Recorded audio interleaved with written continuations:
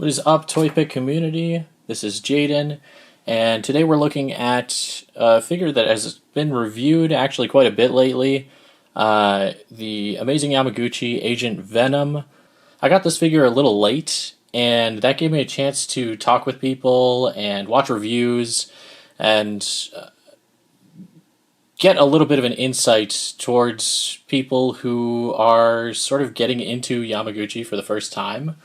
This is a figure, along with some other figures recently, that have sort of been reaching the widespread market, as opposed to just sort of amazing Yamaguchi collectors, which I think they have a bit of a reputation for being a particular style that is catering to a very particular audience. And for the first time, we're seeing this reach an audience who may not be as familiar as someone like me who's been following the line for years and years and years now.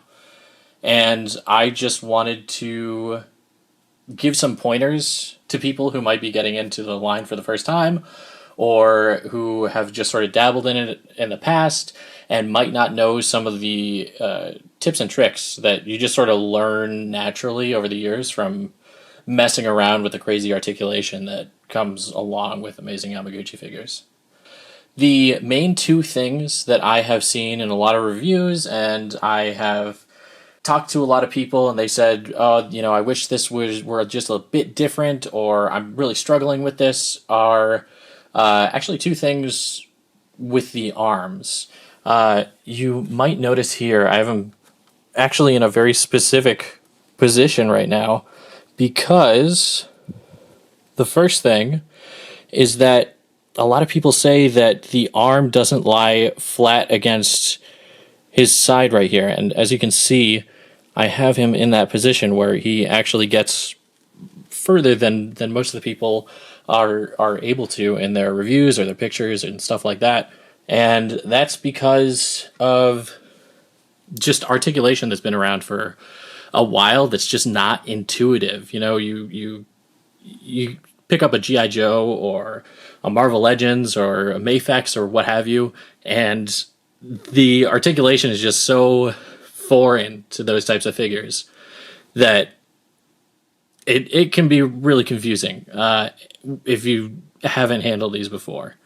So I want to go over that in just a second, but the other thing I want to address real quick is over on this side. A lot of people are saying that he only has single jointed elbows, which is not entirely true. This isn't even the full range that he can get to, but he has double jointed elbows. It's just they sit in a weird position, and because of the sculpt, again, the articulation is just not intuitive. So I want to break that down so that you'll have absolutely no trouble getting him into any position that you want to be, just like a Gucci is supposed to be.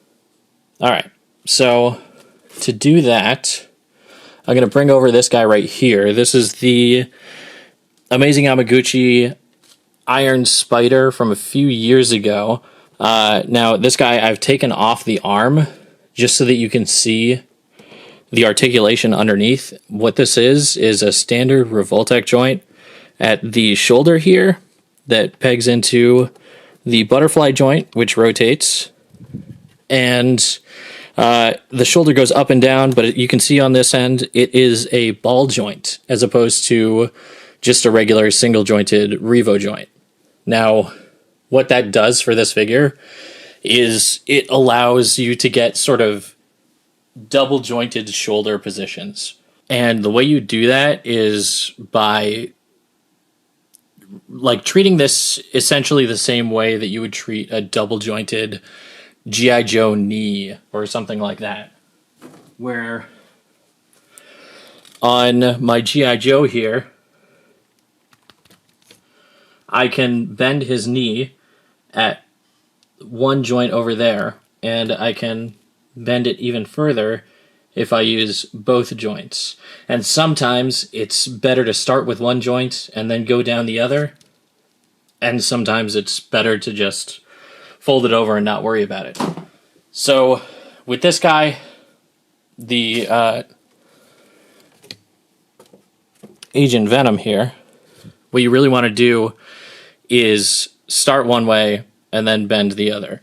So what we're going to do is, if we can visualize this joint here, and actually one of the things that I'm going to do over here to make it easier on us, we can just go ahead and take the shoulder pad off.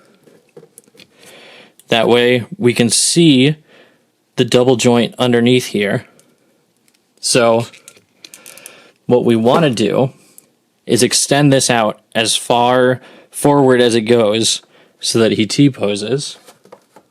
And then looking at the underskeleton here, the joint is going to be completely perpendicular to his body. And then once we have that, we're going to make sure we're keeping that in the same place so that that peg doesn't move at all. We're just rotating on the ball joint downwards into the little crevice where this white line is. So we're going to bring that down all the way, and you'll see it fits right in there, and he gets down way further than he would if you just tried to sit it down there and it comes jutting out that way. So as you can see, way further out that way. But if we lift him up and go down, then he lies flat. Get him standing back up here. And then, of course, once that's in place, you can just pop this back on, hold on to the shoulder with both fingers here so that it doesn't go back down on you when you pop this back in. And then lies flat against his side there. So, onto the elbow. It's the same thing here. It's actually the exact same joint. I have on my Spidey right here the arm left over, and you can see how that works. So you can see the ball is inside the elbow right there, and then you have the added joint at the elbow over there so you can get up all the way. So on here, what we want to do is turn, and you can even see the little gap there, turn that in first, and then go all the way back. And you'll see it just folds up perfectly.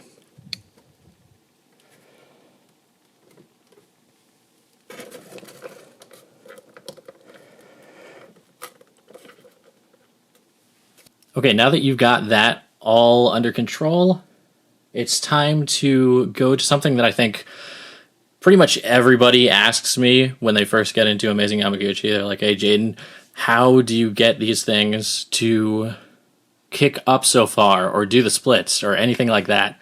And again, it might be a little bit easier to see on Spidey here, but instead of just kicking out forward like that, or out sideways like that, where you don't get actually all that much range for, especially you'd think like a Yamaguchi would get way more range than that. What you want to do is, let's say we want to do the splits here. So we go actually out first and then rotate. So kick up and then rotate this leg outwards. And that's how you get him to do the splits that way. And then if you want him to do a forward kick, what you have to do is get to that point, same way, just kick forward, and then rotate the other direction, and then angle the body and the other leg. So you just rotate the other leg a little bit on the inside as well, and you can see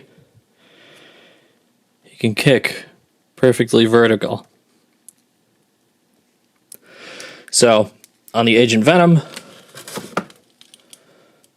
we'll take his gun off of his belt here. That's going to look like this. So forward, and then rotate out for the splits. And then forward and rotate in for the extra high kick. And then again in, so that we get both legs in position for the super high kick.